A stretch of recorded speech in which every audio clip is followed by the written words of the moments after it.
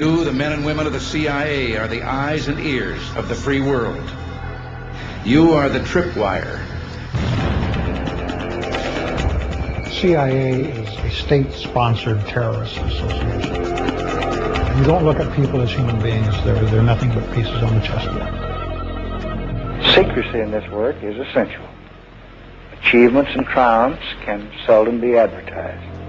Shortcomings and failures often are advertised. No one really knows all the things that CIA does. They pretty much have carte blanche, and they have an enormous amount of money.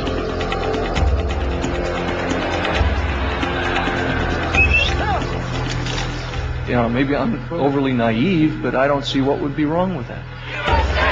Now, we need more intelligence, not less.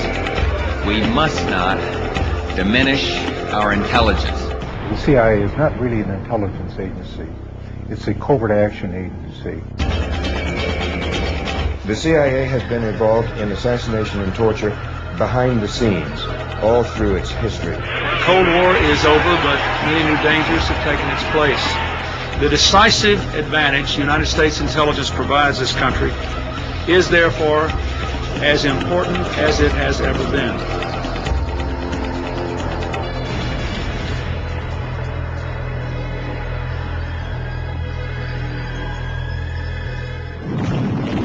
December 1941. The attack on Pearl Harbor sinks the Pacific Fleet. Military intelligence is in shambles. The dawn attack becomes the crucible on which the modern spy culture is born.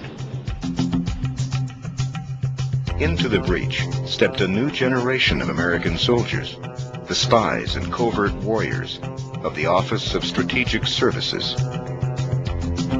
They battled the Japanese and Germans behind the lines in an underworld of sabotage and psychological warfare. They trained and fought with local guerrillas in unknown jungles with only one guiding command: don't get caught. Come closer. I want to talk to you again. I have a more astonishing tale to tell, almost incredible. Shrouded in the mystery of Oriental ways, mysterious, sinister, evil little men from Japan. It was a simpler time when the nation's enemies were clear. Washington and Hollywood swept into action, inventing the popular culture that has surrounded espionage for half a century. Swine. The mystery, the adventure, the romance. The simple stereotypes of the enemy. Hello, hide pockets. And the fearless hero. You guys have been looking for a war, haven't you? That's right, Rick. That's why we're starting it. You may start it, Joe, but we'll finish it. We had hoped that our wartime ally, the Soviet Union, would join in the efforts of the whole community of nations to build a peaceful world. Instead, the rulers of the Soviet Union have sought to extend the boundaries of their totalitarian control. The battlefields of the new Cold War seemed uniquely suited to the skills of spies and secret agents. President Truman pledged that the United States would never be caught by surprise again. The Central Intelligence Agency was born. It was considered the Cadillac of government agencies, and they mostly hired from Ivy League colleges. The cost of freedom is always high, but Americans have always paid it. And one path we shall never choose, and that is the path of surrender or submission. The public embraced the cloak of secrecy that the CIA wrapped around itself. The government didn't know I was working for the government. They told me not to tell anyone, not even my mother. I couldn't tell my children. My wife didn't even know what I was doing. Who were these agents? And what were they doing in Guatemala and Iran? How did patriotic Americans from Main Street neighborhoods get caught up in the overthrow of foreign governments? What were they doing in places like Ecuador and Vietnam, where the CIA organized torture and assassination? These are the stories of former agents who dared to break away from the CIA. I was so disillusioned about my country. because I believed it was like my country right or wrong, but my country was wrong so much of the time. I've lost my first-class citizenship. I've lost the respect probably of a lot of friends. I've gained a lot of enemies. I think CIA ex-members, somewhat like myself, who leave and tell their stories, it's a very painful process, but I think they are feeling that they're doing a higher duty, if you will. They're not just quitting and leaving and being quiet. They're quitting and expressing their conscience. Here is something that we've done that is terrible, and here's something that must be stopped.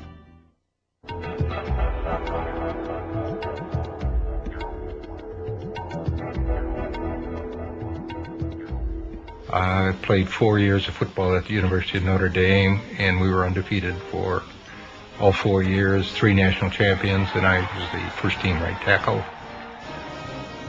So once when I was cut from the Green Bay Packers, I was recruited by the agency, and I kind of wondered why they recruited me. But when I got down to Washington, I found out that most of those in my class were rejects from the National Football League. I went to an interview at the Chicago courthouse by a man who didn't identify himself or the agency that he was recruiting for, and he said that what I would be doing would be involved in fighting communism. 800 million people, 1/3 of mankind, exist under communist tyranny without the God-given rights of freedom and human dignity. Of course, at that particular period in 1952, this was so much a part of our everyday life. And I said, oh, yes, I very much wanted to be a part of it, very proud to be a part of it. My career in the agency began in 1952, and I stayed in the agency through 1977. In the entire 25 years, I was in the Directorate of Operations, or also known as the Dirty Tricks Department. My second tour in Thailand was probably the most important, where I was assigned to work with the Provincial Police, which is a 50,000-man national police force, in developing an effort to counter the growing insurgency and to gather intelligence on that insurgency. And the program there was to interview or interrogate everyone in the village over the age of, say, 12. And in the process, we found out that the Thai Communist Party was much larger, much more active, much more effective than had ever been reported before. My initial reports received glowing commendations from everyone. And then all of a sudden, the program was shut down and I was sent home, and I couldn't understand this. I know now why they didn't want this information to be reported. Because if they acknowledged that the Communist Party in Thailand consisted of thousands of organized villagers, then they would have to have told the same truths about the communist movement in Vietnam, when the strength there of the communist movement was in the millions. And if we had ever admitted that, there would have been only one solution to what was going on in Vietnam, is to shut down the war and come home. We could not win. Men of the 101st Airborne Division land in Cam Ranh Bay. Intelligence on Vietnam was doctored to support the ongoing war there, and I could see that the situation in doctoring intelligence was universal. Now these reinforcements head for where the action is supposed to be. For according to current policy, the emphasis is to be on direct combat rather than on advisory duty. Wherever the agency had a covert action role or a policy role to implement, its intelligence was distorted, shaped, created to support that policy. It was, in many, many cases, it was nothing but fiction. I think the worst thing I was involved in was the Phoenix operation in Vietnam, a countrywide assassination program. I was part of it. This was a program started by the CIA, funded by the CIA, recruiting people for the operation, training them to go out and kill or capture the Viet Cong. I came to realize later that we were shooting fish in a barrel, that most of the Vietnamese supported the other side and we were the intruders, and the Vietnamese were fighting for their own liberation from foreign domination. I went out to Vietnam to help save Vietnam for democracy. And when I saw photographs of the children bombed and napalmed and burned by operations, this caused for me a tremendous trauma. And I, for a number of months, contemplated suicide as my only out. This, of course, was never. I finally got over that effort and thought, well, what I should do with my knowledge is try to bring this knowledge to the American people, so that there won't be further Vietnams, there won't be further abuses. And since that time, I've dedicated my life to exposing the agency. The CIA called him an analyst with few peers. Well, upon leaving the CIA, this man wrote a book about it called Deadly Deceits. And now he has compiled a one-of-a-kind database resource on the subject called CIA Base. Please, a big welcome for Ralph McGehee. I feel that I am doing what I should be doing, and in that sense I'm happy. I am not happy in the sense that no amount of criticism of the agency, no amount of revelation of its dirty deeds, no amount of exposure of the weaknesses of the agency has weakened the CIA. But I do feel that at some point all of this is going to be impact on the awareness of the American people, and at that time there will be an attack on the CIA. I considered myself a good spy. I would be given a name of a student or a professor or a teaching assistant, and I would try to develop a relationship with this person and try to get them to say to me statements concerning the U.S. involvement in Vietnam and Southeast Asia. I was to infiltrate student groups to get copies of propaganda, meeting times, protest posters, this kind of thing. Your friendly spy on campus. The excitement initially came when I was offered the job and told that I was very special, and that played to my patriotism, my ego, my manhood, the whole thing. It was 30 years ago, almost this month, that I was a senior on the Iowa State University campus, ready to get my aerospace engineering degree, and wondering what I was going to do in light of the nation's deepening involvement in the quagmire of Vietnam. There were anti-war demonstrations on college campuses and in cities from Los Angeles to Washington. Draft card burnings became common, and the chant of "Hell no, we won't go" was the theme of the protest generation. It was then that the CIA appeared on campus and they began their largest illegal domestic operation in history, called Chaos. The FBI and Hoover thought U.S. college student demonstration against the Vietnam War was being manipulated and funded from abroad. President Johnson didn't believe it, so he actually authorized the CIA to start an illegal covert operation inside the country. And I became the eyes and ears of the CIA on the Iowa State University campus. Iowa State University. The opportunities are here. I initiated files on students of my own interest, even without the CIA's knowledge. There was this young lady who caught my eye on campus, and I tried to date her, and she refused. So I initiated a file on her, and that was personally for my own benefit. I did that for my senior year, and on graduation, I thought my responsibilities at the agency would end when I went to work for McDonnell Douglas in St. Louis. But it didn't work out that way, and eventually I was assigned to Canada. I did that for my senior year, and on graduation, I thought my responsibilities at the agency would end when I went to work for McDonnell Douglas in St. Louis.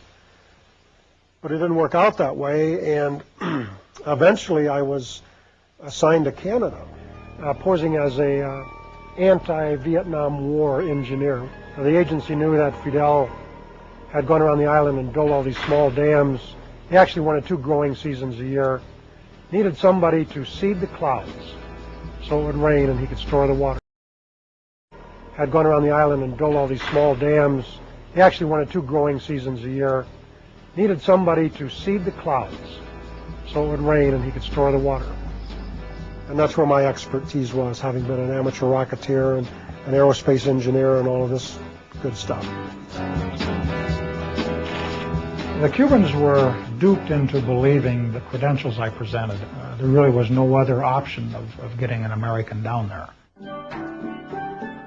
After the October crisis of 1962, Kennedy said that we would never physically invade the island if Khrushchev would remove the ballistic missiles. So therefore, the United States was frozen into a policy of trying to bring Castro down from within, which meant disrupting the average lifestyle of the Cuban citizen, doing whatever we could to sabotage the economy, to discredit the revolution. One way of doing that, of course, was to try to control the amount of food coming into Havana for distribution to the public. And if we could do that by puncturing tires on a truck loaded with tomatoes for the market, or if we could cause a truckload of whatever, onions or fresh fruit or meat to become putrid or be stolen or contaminated on the way into town, we would do that.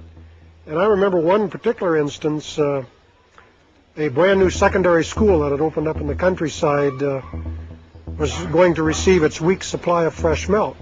And we bribed the driver of the truck. We knew where he stopped to have breakfast on his route. We wanted him to take a few extra minutes so we could put cement powder into the milk. We declared war on school children. That shouldn't be the policy of the United States government.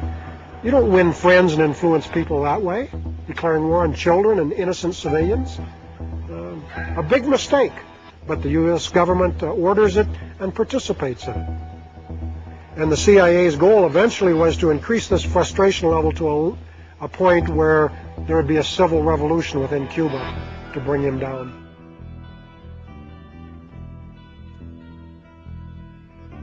I think from almost the outset I had reservations about what I was doing in Cuba. And that's because, just in general, I didn't enjoy harming people. And I didn't know the Cubans at the time, so I would rationalize myself that, well, this was in the best interests of my country. But as I got to know the Cuban people personally, and ended up getting married to a Cuban, I started to change my attitude toward them very quickly. I think the most frightening thing that ever happened to me in Havana was when the Cuban counterintelligence people actually decided they had enough, and they came to my house and detained me. And eventually I was arrested and accused of espionage, even given a fake firing squad. And in spite of all the training I'd had and all the instruction I'd had that you don't get shot, you may be tried, there'll be a lot of publicity, you may even be imprisoned for a while, but eventually you'll be released and exchanged. You forget that when you're actually facing those rifle barrels and you're in a foreign country with no diplomatic mission and nobody there to speak for you. Your knees tremble and you lose bladder control. Very scary. Now, hindsight is something I think we all enjoy, and I just wish we could switch it around and use it as foresight. But in hindsight, yeah, if I could go back and change things, I'd have to go back 30 years to 1965 in my senior year and refuse the offer that was made to me by the CIA and take my chances with the draft and have pursued my engineering career. It certainly would have been a better life than what I had. I wouldn't have the memories that I have of the things that I've done to people and countries, and all of it in the name of the United States and under its flag. For many years, I didn't even tell my friends I worked for CIA because I was embarrassed. It's colored my life. It always will. It's like a shadow that falls over my life all the time. I still, if I say anything against them, I turn around wondering if I'm being followed.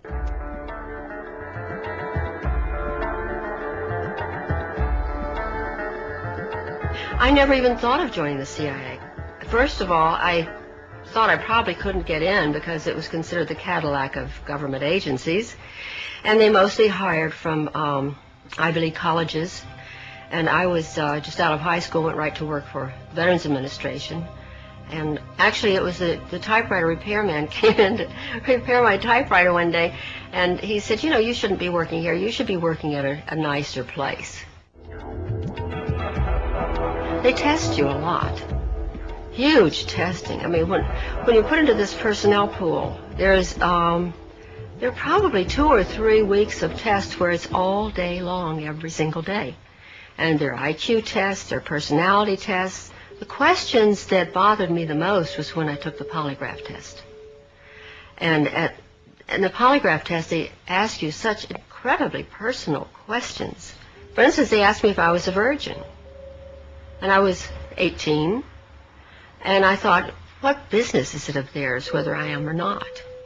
And I was rather embarrassed to tell them that I was, because I don't think any of my girlfriends were. I was raised very strict. There were very few women at CIA who were other than secretaries. It was very sexist. It was the male establishment, the white male establishment. I asked a couple of times why it was that there were no blacks there and why there were no gay people there, although they didn't call them gays in that time. In those days, I think they called them queers in those days. And they said because homosexuals could not be cleared because they could be blackmailed. They said that blacks couldn't be cleared because blacks just weren't, they were just still too primitive. They just weren't usually smart enough. And they didn't have the kind of background that white people had. I mean, I didn't think that much at the time because it was like sort of standard operating procedure. But when I think about it now, I'm really quite shocked how you probably would never get a job if you were black. I was assigned as a secretary in the audio surveillance division. There were experts on listening devices and hidden microphones and that sort of thing. I did also very often help the operatives get the documents that they needed. Once in a while, I'd have to make a quick trip to the State Department to pick up their passports. And sometimes, if we couldn't get the passports in time, then I'd have to go over to Graphic Arts Reproduction Division so that they could forge one for them. Most of them were artists in there, but they were recruited from prisons because they were forgers, and they were master forgers. They were people who knew how to forge money, and they forged all kinds of things. That's how they made their living. And so the FBI would arrest them, and then the CIA would come and spring them. Then I went to technical services, where I was in charge of finding documents that you don't find in libraries, like where you put explosives on a bridge. Where's the best place to put an explosive on a bridge, and what kind of explosive do you have to get that goes underwater without destroying its effectiveness. Also, I had to find, one time they wanted me to find out if there was such a thing as a poison that was undetectable, especially one that seemed to mimic a heart attack, that would kill someone, but it would appear that they had a heart attack. I did find such a thing. Does this pistol fire the dart? Yes, it does, Mr. Chairman, and a special one was developed which potentially would be able to enter the target without perception. The poison was frozen into some sort of dart, and then it was shot at very high speed into the person. So when it reached the person, it would melt inside them, and the only thing would be like one little tiny red dot on their body, which was hard to detect. There wouldn't be a needle left or anything like that in the person. But also the toxin itself would not appear in the autopsy? Yes, so that there was no way of perceiving that the target was hit. I think the first time that I seriously questioned anything that was more than, I just couldn't take it anymore, was when I came across this document. It was eyes only. And it was to my boss, but he only had one hand and a hook in the other hand, so I always opened all of his mail and his packages and so forth. And this one, he wasn't in the office. I opened it and I read it. It said eyes only. I wanted to read it because I wasn't supposed to, probably. And it was a report about a mission where they had blown up a bridge in Asia somewhere, and they had killed a number of women and children who were on their way to market that morning. It was reported as though they were really proud, mission accomplished. That one bothered me a lot. When my boss came in, I gave him his mail and I mentioned this, and I said, "This is wrong. These women hadn't done anything. These children didn't deserve to die. Why did we do that?" And he said, that's the fortunes of war. And I said, "But we're not at war. We're certainly not at war in that country. Why did we do that? I don't understand it." And he said, "Well, you're very young. When you get older, you'll understand those things." I think probably all of us became addicted to the danger, to the intrigue. It was living a fantasy. It was actually living a fantasy and being on the inside. And it was very hard to leave, even though I felt that they did wrong, and I would never, ever work for an agency like that now, because I realized that it wasn't because I was a child or I was so young. It was because it was wrong. But at the time, it was really exciting. After that, there was no other job I could have ever again in my life that would be that exciting. I knew that. During this period in Ecuador, I got involved in all these different types of operations. I was running around here, running around there, working with the police intelligence and military intelligence, falsifying documents as provocations to get people landed in jail. Running a surveillance team, which was a team that would follow people around in the streets. They had radio communications with vans. It was very exciting at first. And you had, at 25, 26, 27 years old, you had this sense of power, which is intoxicating, really, for such a young person.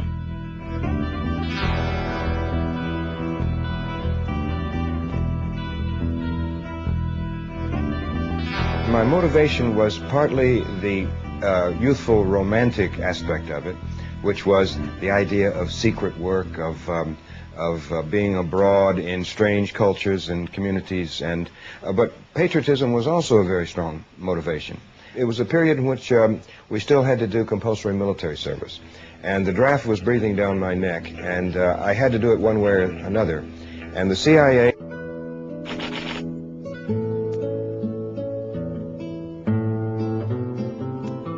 I was sent down to Quito, Ecuador, where I worked for a period of 3 years. Poverty breeds anger and despair. Anger and despair are ingredients of violence, of lawlessness, of revolt. And our job was to squelch or impede the influence of the Cuban Revolution throughout Latin America, because the Cuban Revolution had such an impact in Latin America.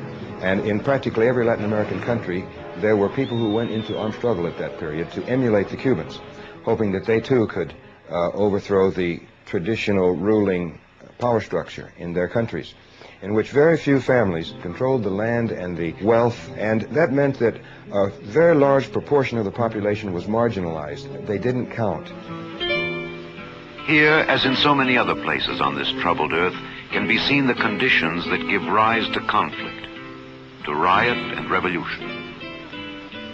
Here can be found the familiar challenges that threaten the future of us all. We are here. when I was working in Uruguay, it was a complicated period. The trade unions and students were out in the streets all the time, and there was a state of siege imposed. And we wanted to stop these lightning demonstrations, which were making our police look bad. And so one of the leaders of these squads of the Communist Party was Oscar Bonaudi. And I had him arrested. It was supposed to be simply preventive detention. But on that Sunday morning, I knew he was under arrest, and I didn't know what was happening, but we were sitting in the room as the chief of police was reading a document I had written to attribute all this violence and unrest and strikes to the Soviets. It was false, but it was very credible the way I'd written it. And then these sounds began to come through the walls, and it was a low moaning sound, and I wondered to myself as it got louder and louder, and the chief was embarrassed, whether it was the guy whose name I had given. And he told me the story that yes, it was Bonaudi, and that one of the most sadistic of the high-level police officers had ordered his interrogation. Moaning sound, and I wondered to myself as it got louder and louder, and the chief was embarrassed, whether it was the guy whose name I had given. And he told me the story that yes, it was Bonaudi, and that one of the most sadistic of the high-level police officers had ordered his interrogation and torture that Sunday morning. But it was a horrible sound. I'll never forget it. It's just awful to hear that moaning and groaning and screaming coming through the walls. I began to question the work. The initial thrill of being on the inside, of having this secret power, of knowing things that individuals and governments try to hide, had faded. By the time I got to Mexico, I already had all the political reasons to leave. I met an American woman who had lived in Mexico for many years. This would be October of 1967. And at dinner, she suddenly went into a tirade about Che Guevara, because he had just been killed. He'd been captured and executed, and it was just out in the papers that day.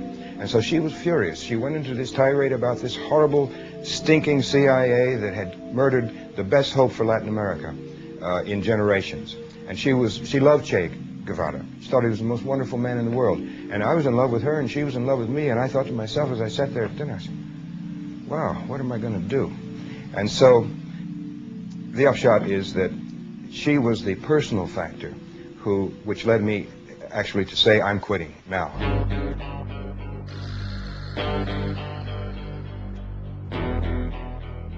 The case against the CIA has always lacked information on how precisely its officers set about their covert action.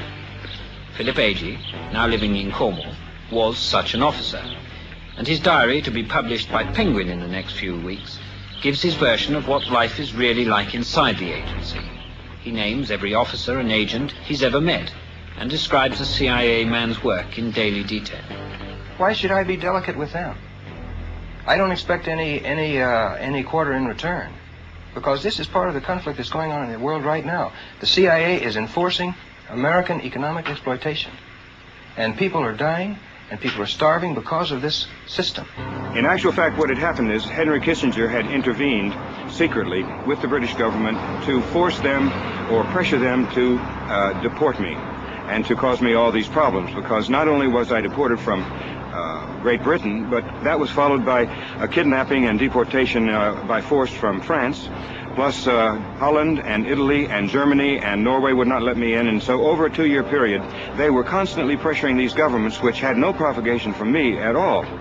So they tried very hard during a period of time in the 1970s to stop my work, but I just continued, got on with my life, and achieved stability in Germany. And now, in the last 7 or 8 years, I've been coming frequently to the United States, and I think I've been in practically every nook and cranny of the country at hundreds of meetings, political rallies, and university lectures over these last 8 years.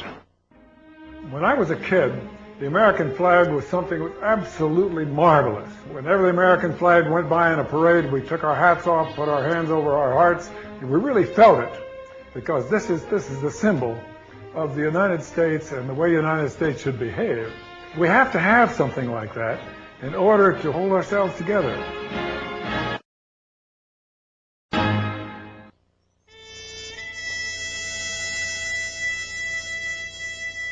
In those days, the Depression was really seriously affecting everybody, and me too. along about that time, I began to travel to different shooting matches in the Midwest. And I finally got to shooting against the U.S. Marine Corps team. Well, and I used to beat the Marines, every one of them. And the captain of the Marine team came to me and said, "Son," he said, "have you ever thought about enlisting in the Marine Corps?" And I said, "No, Captain, I never have." And he said, "Well, I tell you what, if you would enlist in the Marine Corps, when you're finished the training in Parris Island, I'll see that you're assigned to the Marine Corps rifle and pistol team." And I said, "Geez, you know, I'll be getting paid for shooting." I was scared stiff, of course. And we went up there and went in the Commandant of the Marine Corps' office. So he said, "This young man is a specialist in marksmanship training, and we would like to commission him in the Marine Corps." I said, "Commission? Oh, my God." He says, "We've never done anything like that before. Commission man from civilian life." He said, "Well, sir, I think this is the time to do it." He scratched his head. He said, "I think you're right. Young man, you're a second lieutenant in the Marine Corps." I said, "Oh, my God, this is terrible." I went through World War II as an officer of the Marine Corps, came back, and one night the doorbell rang, and I went, here's a nattily dressed man in his nice suit and a snap-brim hat, and he said, "May I come in?" And I said, "Well, I think you better identify yourself. Who are you?" "Well," he said, "I know who you are, and you've been recommended very highly to our organization." I said, "What's your organization?" "Well, I'm not at liberty to tell you what the organization is." And I said, "This is crazy." So he said, "Well, come on in." He was a little guy, and I thought I could handle him pretty well. And they said, you have been accepted in our organization, and we want you to go to Central America." And I said, "What? Central America? Come on." So that's how it happened.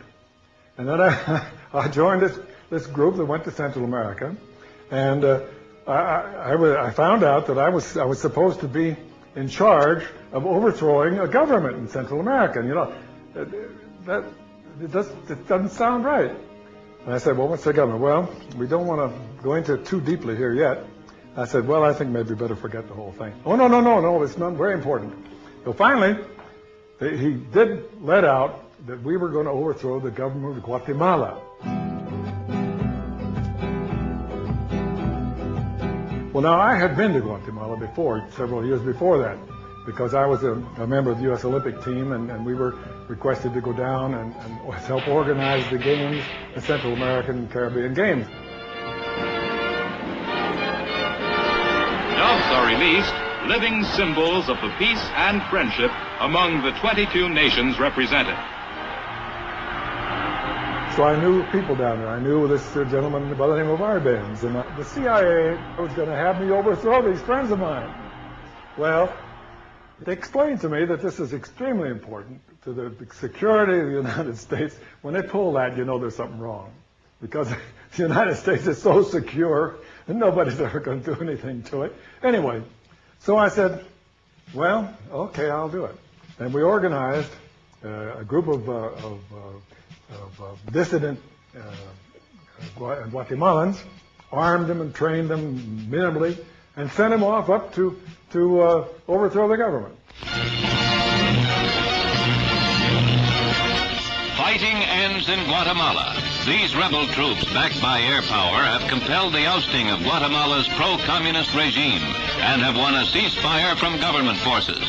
That red rule in Guatemala is over is grimly symbolized by the determination of the insurgents themselves and by this effigy of ex-President Arbenz, who fled the country. The sign reads, "Go back to Russia." You know, there were some people during the Arbenz regime that said that there was a question as to whether it was truly a communist regime and as to whether it was controlled by Moscow. We have here the proof that there was no question whatever. There was no doubt at all. Russia controlled all the communists here in Guatemala, sir. In other words, the Arbenz regime was not a Guatemalan government. It was a foreign government controlled by foreigners. That's it, sir. Well, what happened was that they went up there and caused great bloodshed and great damage, which has never been corrected even to this day.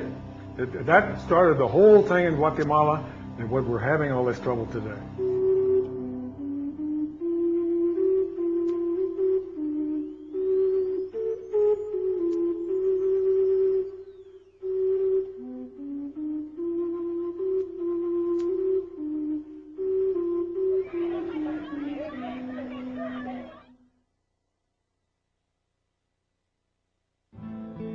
The only thing that can be done, of course, is to work with our Congress, because everything that happens in Latin America or any place else in the world begins in our Congress. Now look, are you in favor of killing somebody that you don't know?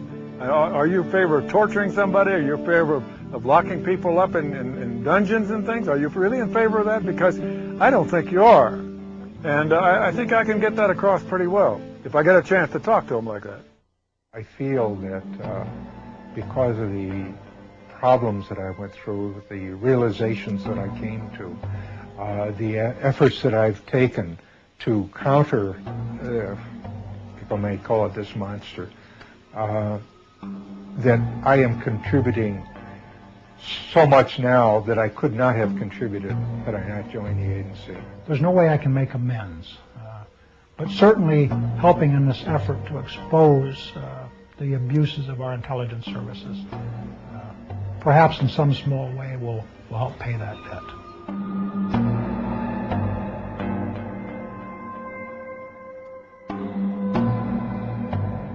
In an organization that celebrates loyalty and secrecy, the public confessions of these former agents have been hard to swallow. But as revelations of the agency's failures and deceit pile up, the courage to speak out has spread from one agent to another. Promise that I will do as much as I can for peace in Latin America. Thank you very much. A number of us have organized this group of former U.S. intelligence people, and we are very serious because we have, and because of the experience we have, we believe that we should have a certain amount of influence in the Congress and in the government. Frank Church, the late chairman of the Senate Select Committee to study intelligence, concluded that the covert operations was really a semantic disguise for blackmail, sabotage, assassination, whatever the United States wanted to do to influence other countries to its will. In small ways, Congress has pressured the CIA to reform itself. Hundreds of individuals who smuggled drugs, tortured, and murdered in the name of the agency have recently been purged from its payroll, and oversight committees have been created to monitor the agency's activities. One of my biggest jobs was to get the CIA to understand that they could do their secret operations at the same time that we were keeping the Congress adequately informed. Wasn't it easy to overcome that dichotomy, because the CIA people just assumed that if you told the Congress, it was all over the newspapers the next day. Wasn't really the case. But it is similarly true that many of these congressmen and senators become members of a covert club. If they're given access to the information, then they consider themselves to be on the inside. They don't share it. So all too often they are co-opted into a system of secrecy that contributes to a major intelligence scandal every 5 or 6 years or so. The great problem of the Central Intelligence Agency today is that it completely missed the end of the Cold War. For 25 years, it reported everything there was to know about the Soviet Union, accepting the fact that it was collapsing. The great question is whether we should abolish it. We should abolish it. Weapons intelligence, put it in defense. Political intelligence, put it with the State Department, which is where the president should be turning for that kind of advice. And economic information, well, that's open and public the world over. But until the American public know how much the CIA receives in money every year, and know how many people they have, and what they're doing all over the world, the CIA will continue to bumble along in some sort of romantic role that they've ascribed unto themselves, and the American people attribute to the CIA, because we know nothing about it. I believe that what is happening right now is that there is more and more information about CIA coming out, with freedom of information and some of the things that have been released declassified. We're finding out a lot of things, and I think that the American people are going to say, no, we can't do that. It's immoral. It's wrong. It's against everything I believe in. It's not patriotic. It's not good. It's not good even for our country. It certainly is not good for the world.